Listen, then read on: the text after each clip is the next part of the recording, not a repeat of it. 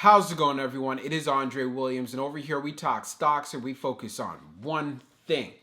Always protect your profits. And today we're going to be talking about CEI Camber Energy. It ended up having a green day, but what we're seeing in regards to price action is consolidation. In this video, I'll talk about it further. I won't waste any more time. Let's jump into the agenda. If you're new to this channel, I just want to let you know we have timestamps down below inside the description. But if you're a shareholder or you're thinking about taking a position, I highly suggest you watch this full entire video. So the first thing we're going to go over is the technical analysis. We're going to be taking a look at the overall price action. We want to know support. We want to know resistance. And what are those key levels we want to look out for going into Tuesday? The reason why this is key because it can help you formulate a game plan. And then we're going to go on Fintel, taking a look at the short interest information. We want to know, are shorts still heavily vested inside of this play, because it does have an impact on the way the stock performs. And then we're going to take a look at the order flow distribution. We want to know, was there a lot of buying on the retail side? Was there more selling? What was happening on the institutional side in regards to large scale orders? We're going to find out. And then when all of that is done, we'll be going into the final thoughts and as well as some more details. So let's get to it. So we're going to be doing a technical analysis for Camber Energy. Let's see how it performed on the day. So it ended up closing at $1.39, being up 1.46%.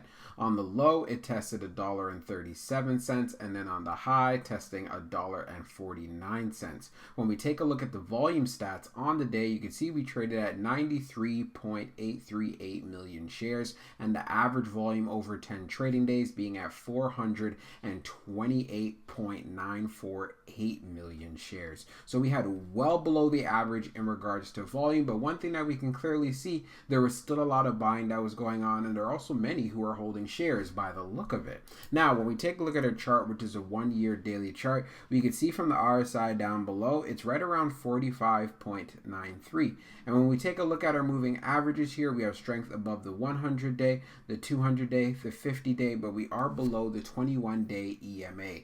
Of course, I'm excited to see what CEI does as this week progresses, and here's the reason why. We were able to actually use $1.37 as an area of support today. So if we can continue to have that going into tomorrow, then of course I'm going to want to see a retest at this $1.49 and then get past $1.50. If you guys remember, I talked about $1.50 being a potential resistance area. So passing that, then you want to look out for the next level around $1.56 and then making that move to where we start seeing some resistance here right around 162.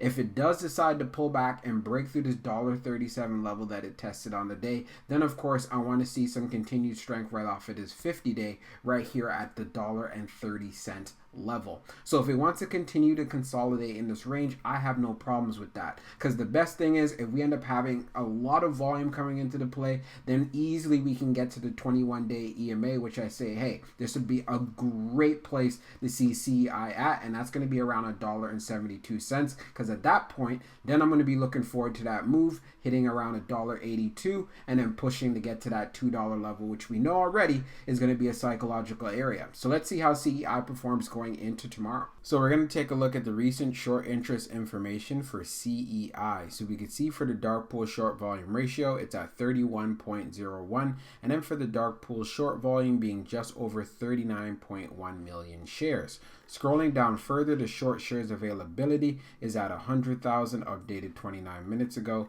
And then for the short borrow fee rate, it is at 7.86%. When we take a look at the history of the short volume ratio, we can see for the close of October the 15th, which is a Friday that just passed, it is at 31.01. So what this tells us right away, CEI does continue to have short squeeze potential, and it'll be interesting to see what the numbers will be later on in the evening today. But seeing that we had appreciation inside of the stock, it's another reason why you want to keep this on your radar. So let's jump into the order flow distribution. Now let's take a look at the order flow distribution for CEI. So we can see here on the inflow, it was at 22.73, and then on the outflow, it was at 24.55. Taking a look at the breakdown, we had 7.87 on the large.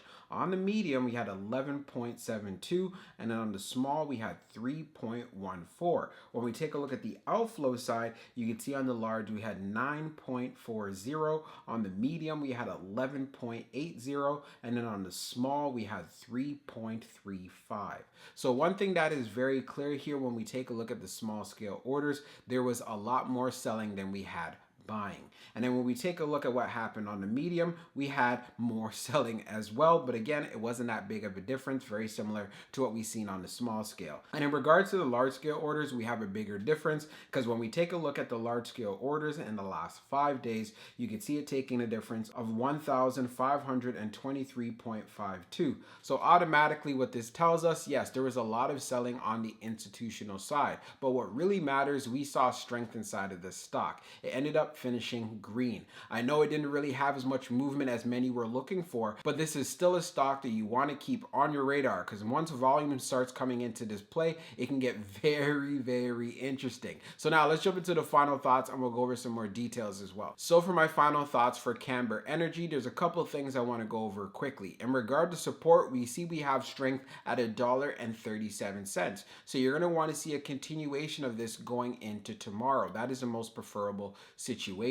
As far as resistance is concerned, you can see we ended up testing $1.49 on the day, and of course, like I said in previous videos, we have resistance right at $1.50. So there's going to be a lot of traders that are going to be trading off of this fluctuation, and it's part of the reasons why there's profit taking, and also just there being a lot of selling. Also, when we went on Fintel, taking a look at the short interest information, it still continues to have short squeeze potential, and I know many of you are not surprised by that. But one thing that has changed a lot when it came to this play is volume. We are not getting the same amount of volume that we have been experiencing in the past and when we were seeing sharper moves in price action. But due to the fact it still has those variables of consolidating, and then on top of that, there's a lot of interest. It's still trading at a high amount of shares, just under 100 million. So this is why I say keep it on your radar, because a big pop can come. We've seen similar plays like this that, hey, they just consolidate, they just chill out in a certain range. Many people like to call it barcoding, and then all of a sudden they just pop out. So again, that's why I say you want to be patient. And if you are holding shares, like I say in all my videos, make sure you're doing your homework and you're doing your due diligence. And when you do decide to buy, just make sure that you're maximizing your entry. Just don't go in there and jump in and buy at the ask or buy at the market price. You'll see it inside of the comment section. It'll be like, pay the ask, pay the market. No,